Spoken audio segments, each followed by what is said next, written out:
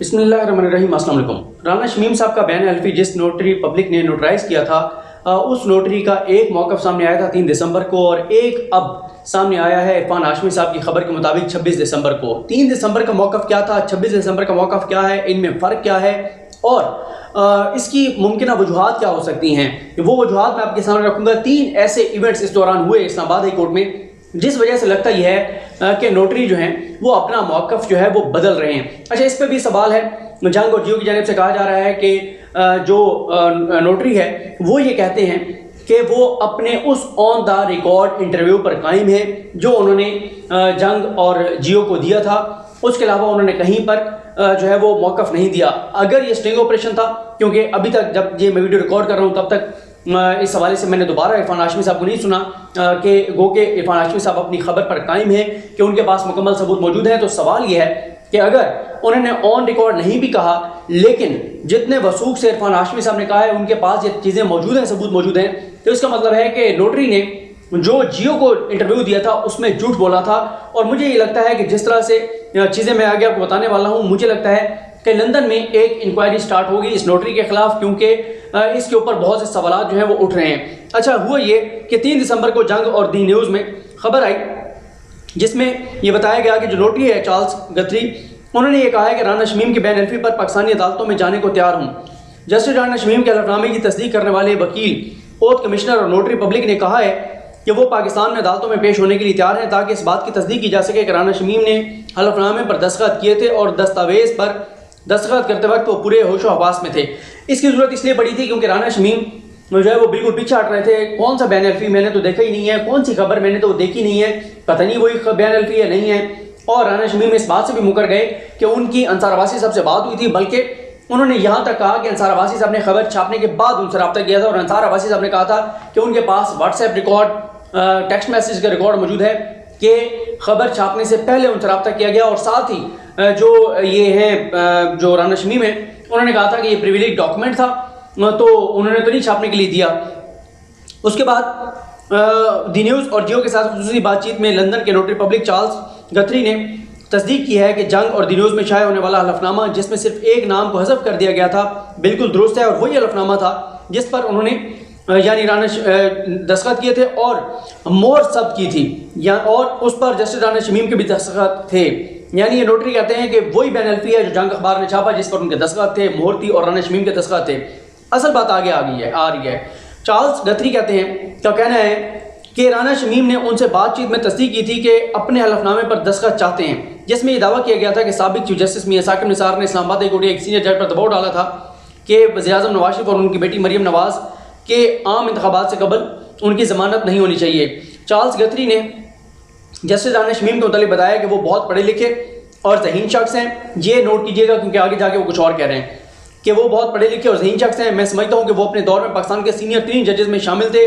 उन्होंने वाज़ेह बता दिया था कि हाँ वो जानते हैं कि वो हलफनामे में क्या बात कह रहे हैं। यानी राना शमीम ने बता दिया था कि वो हलफनामे में क्या बात कह रहे हैं। दी न्यूज़ में शाया होने वाले हलफनामे के हवाले से चार्ल्स गथरी ने बताया कि बिल्कुल दुरुस्त और असल दस्तावेज़ है। इस दस्तावेज़ पर मेरे रूबरू हलफ उठाकर दस्तखत किए गए थे। जिस शख्स ने यह तैयार किया था उसने मुझे अपना पासपोर्ट और कौमी शनाख्ती कार्ड दिखा दिया था। उन्होंने मुझसे अकेले में मुलाकात की, लिहाजा ये आज़ाद अंदाज से तैयार की गई। ये इंपॉर्टेंट जुमला है कि उन्होंने मुझसे अकेले में मुलाकात की। उन्होंने कहा कि ये चाहे राना शमीम हो या कोई और, बरतानिया में मेयारी तरीक़ाकार यह है कि हम लोगों से पूछते हैं कि जिस दस्तावेज़ पर वो हल्फन दस्तखत कर रहे हैं वो उसके मदरजात समझते भी हैं या नहीं।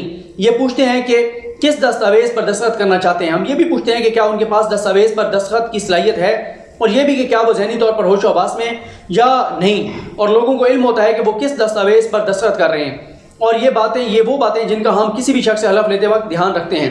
उन्होंने कहा कि इस मौके पर दस्तखत करने वाले शख्स को अपनी शनाख्ती दस्तावेज़, पासपोर्ट, शनाख्ती कार्ड, ड्राइविंग लाइसेंस पेश करना होती है, जिसके बाद मैं मुतमईन हो जाता हूँ कि सामने वाला शख्स असल है। जस्टिस रिटायर्ड शमीम के मामले में भी यही किया गया। उन्होंने मेरे रूबरू अकेले दस्तावेज़ पर दस्तखत किए थे। ये इंपॉर्टेंट है, दोबारा ये है कि वो अकेले उन्होंने दस्तखत किए थे। Charles Guthrie Pakistan high commission London को खिदमत फराहम करते हैं और बाकायदगी के साथ पाकिस्तानी फ़ॉरेन ऑफिस बशमूल नैब के लिए दस्तावेज़ात की तस्दीक करते हैं। आगे लिखा हुआ है उन्होंने कौन कौन सी जो है वो उन्होंने डॉक्यूमेंट्स दस्तखत किए और फिर उन्होंने कहा कि नोटरी पब्लिक एक आज़ाद और गैर जानिबदार शख्स होता है जो दस्तावेज़ात की तस्दीक करता है और हलफ लेता है। अच्छा, यहाँ पर यह भी बता दूँ आपको कि उसका काम होता है कि जो डॉक्यूमेंट पे लिखा जा रहा होता है उसके सामने वो उसकी तस्दीक सिर्फ उसने ये देखना होता है कि जो बंदा दस्तखत कर रहा है ये वही बंदा है, कोई और तो नहीं कर रहा। उसके कंटेंट से कोई ताल्लुक नहीं होता। ये बात मुझे जावेद भाई ने भी कॉल की कनाडा से, वो ये कह रहे थे, ये पॉइंट वो भी कह रहे थे कि यानी नोटरी पब्लिक का काम ये नहीं है कि वो ये देखे कि जो फैक्ट्स बयान किए जा रहे हैं उनमें हकीकत है या नहीं है। उसका काम सिर्फ यह है कि जो सामने दस्तखत करने वाला है, जो बंदा है दस्तखत करने वाला है, ये वही है जिसका नाम लिखा जा रहा है, जिसका आईडी कार्ड और वो सारी चीज़ें, उसने ये चीज़ जो है वो इस चीज़ की तस्दीक करनी होती है। उसके बाद उन्होंने कहा कि अच्छा फिर आगे आ जाए जनाब। वो कहते हैं कि हाँ, नोटरी पब्लिक एक आज़ाद और गैर जानिबदार शख्स होता है जो दस्तावेज़ात की तस्दीक करता है और हलफ लेता है। नोटरी पब्लिक एक वकील से मुख्तलिफ होता है क्योंकि वो किसी मखसूस शख्स के लिए काम करता है और मखसूस पार्टी के लिए काम करता है। जो वकील होता है वो किसी मखसूस शख्स और पार्टी के लिए काम करता है। इस नुमाइंदे को मालूम हुआ है कि कम से कम 3 लोगों ने चार्ल्स गथरी के हवाले से खुफिया ऑपरेशन करने की कोशिश की, उसे दस्तावेज़ात की तस्दीक के लिए फीस दी और उसके बाद ये खबर निकालने की कोशिश की कि जैसे हलफनामा जाली था, या फिर ये तासुर देने की कोशिश की कि जस्टिस शमीम पर कोई दबाव था या फिर ओथ कमिश्नर ने को गलत काम किया है। ताहम ये स्टिंग ऑपरेशन कामयाब ना हुआ क्योंकि चार्ल्स गथरी जो है अपनी कानूनी और हकीकी पोजीशन पर बरकरार है। चार्ल्स गथरी ने तस्दीक की है कि दी न्यूज़ और जंग में राना शमीम का हलफनामा मंजर-ए-आम पर आने के बाद उन्हें कई लोगों से सवालात मौसूल हुए। उन्होंने कहा, मैं जानता हूँ ये खबर पाकिस्तान में बड़ी खबर बनकर सामने आई है। अमूमन मैं इस हवाले से कुछ कहने से इनकार कर देता हूँ या फिर इससे ज़्यादा नहीं कहता कि जिस शख्स ने मेरे रूबरू दस्तखत किए हैं मैंने उसकी शिनाख्त की थी। जिस वक्त राना शमीम ने हल्फन दस्तावेज़ात पर दस्तखत किए थे उस वक्त मेरे सामने तनहा थे।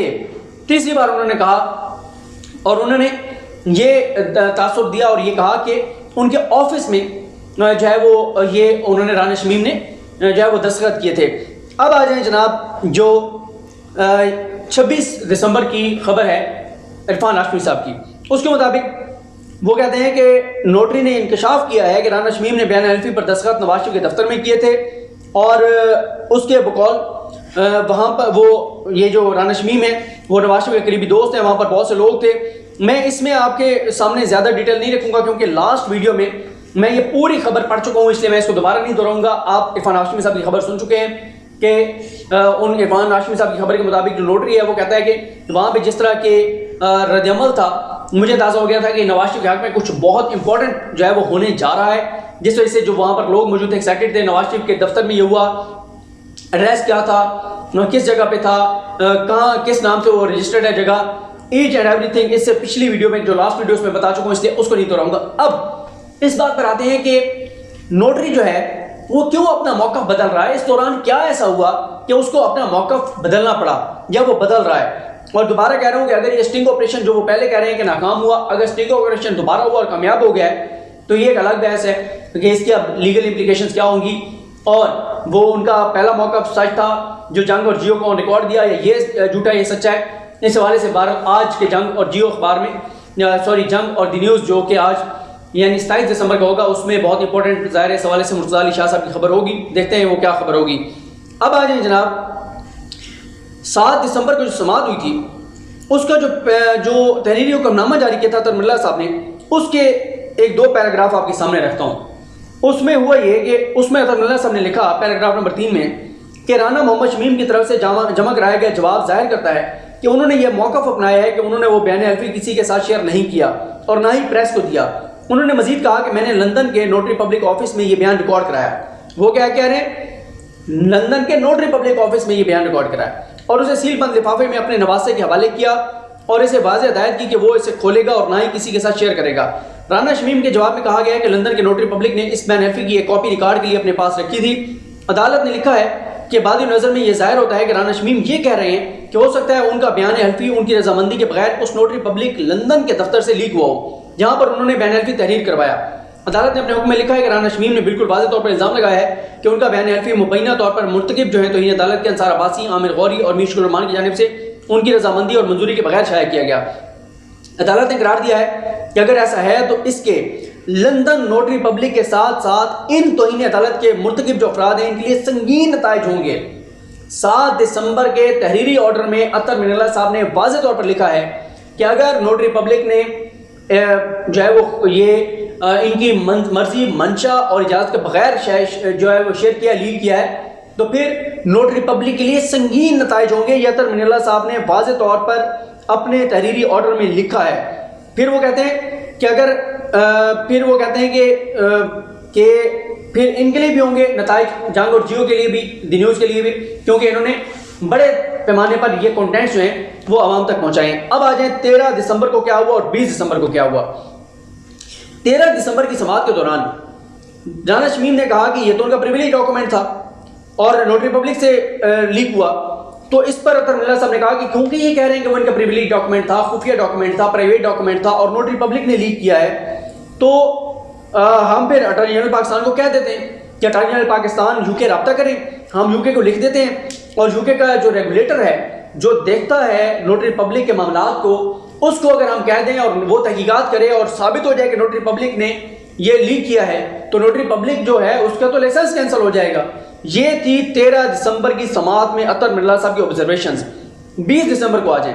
20 दिसंबर की समाअत के में अतर मिनल्ला साहब ने कहा कि ये जो राना शमीम साहब कह रहे हैं कि नोटरी पब्लिक जो है उसके ऑफिस में ये मौजूद था बयान एल्फी, उसकी कॉपी असल तो नहीं, असल तो उन्होंने कहा कि उनके नवासी के पास है, और नवासा उस वक्त उन्होंने ये भी कहा था कि नवासा जो है वो इस वक्त पता नहीं खुफिया मकाम पे है क्योंकि उसकी जान को ख़तरा है, ये सारी चीज़ें। तो उन्होंने कहा था कि अगर राना शमीम साहब की इजाज़त के बगैर नोटरी पब्लिक ने ये बयान हल्फी लीक किया है, तो क्या राना शमीम साहब ने उनके खिलाफ लंदन में कोई प्रोसीडिंग का आगाज़ किया है, किसी कार्रवाई का आगाज़ किया है, कोई दरख्वास्त दी है, कोई शिकायत की है कि जी मैंने इनके दफ्तर जाके ये नोटराइज कराया, बयान हल्फी दिया और ये बंदा जो है इसने लीक कर दिया, तो क्या उनके खिलाफ कोई प्रोसीडिंग के लिए कोई दरख्वास्त दी है? तो ये वो चीज़ें हैं, एक 7 दिसंबर का तहरीरी ऑर्डर, एक 13 दिसंबर की ऑब्जर्वेशंस और एक 20 दिसंबर की ऑब्जर्वेशंस।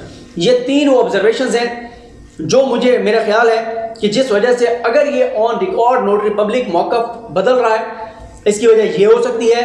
और अगर कोई स्टिंग ऑपरेशन हुआ है और उस दौरान ये सारी चीज़ें सामने आई हैं, तो फिर तो नोटरी पब्लिक के ऊपर जो है वो सवालात उठ गए हैं, उस नोटरी के ऊपर सवालात उठ गए हैं कि उसने ऑन रिकॉर्ड जियो को कुछ और बताया, स्टिंग ऑपरेशन में कुछ और बताया।